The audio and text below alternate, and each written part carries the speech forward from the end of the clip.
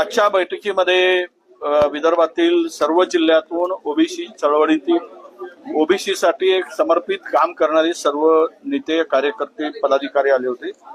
विविध संघटनांचे पदाधिकारी होते आणि जवळपास 2 तास आम्ही पुढच्या लढाईसाठी चर्चा केली। खरं तर पूर्वी सेम डेटला जो जी आर काढला त्यामध्ये पहिला जी आर पात्र असा होता आणि दुसरा जी आर त्यातून पात्र काढून टाकलं आणि सरसकट असा त्याचा अर्थ होतो। म्हणजेच या मूळ ओबीसीवर या राज्यातील हा अन्याय आहे। बघा, ज्यांच्या नोंदी कुणबी म्हणून आहेत त्यांना देण्यासाठी कुणाचाही विरोध नाही, परंतु सरसकट असा जी आर काढून कुठला तरी दाखला देऊन त्यामध्ये ओबीसी समाजामध्ये प्रचंड आता चीड आणि नैराश्यही आहे। आणि अशाच परिस्थितीत आम्ही आता एक लवकरात लवकर पुढच्या 12 तारखेला आमची एक कमिटी तयार होईल।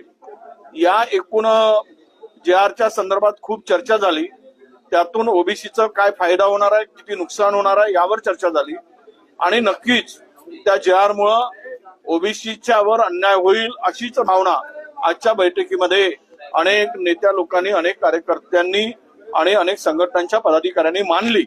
त्यामुळं 2 पातळीवर लढाई लढायचा आज आम्ही ठरवतो आहोत।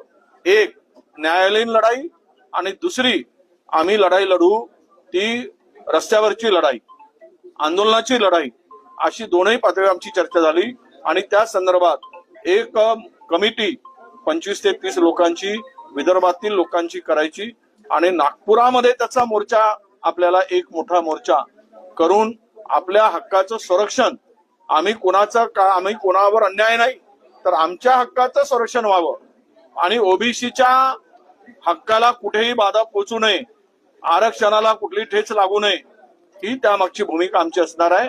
न्यायालयात कधी जाणार आहे? कारण की तिकडे छगन भुजबळ म्हटले की आम्ही एक्सप्लोर करतो न्यायालयात जाण्याचं। तुम्ही एकत्र जाणार की वेगळे जाणार आहात आणि मोर्चाचं नियोजन कधी आहे? नाही, आता आम्ही आज निर्णय झाला, महाराष्ट्रातील जे कोणी न्यायालयात जायची भूमिका असेल त्यांच्याबरोबर चर्चा करू। पण आज तरी आम्ही विदर्भातून आमची वकील संघटना जी आहे या संदर्भात ती सर्व संघटना आता पूर्ण ताकदीनं मदत करायला तयार आहे आणि त्यांना न्यायालयात त्यांना ते लोक जाणार आहेत आणि त्यांना आमचा सगळ्यांचा पाठिंबा आहे।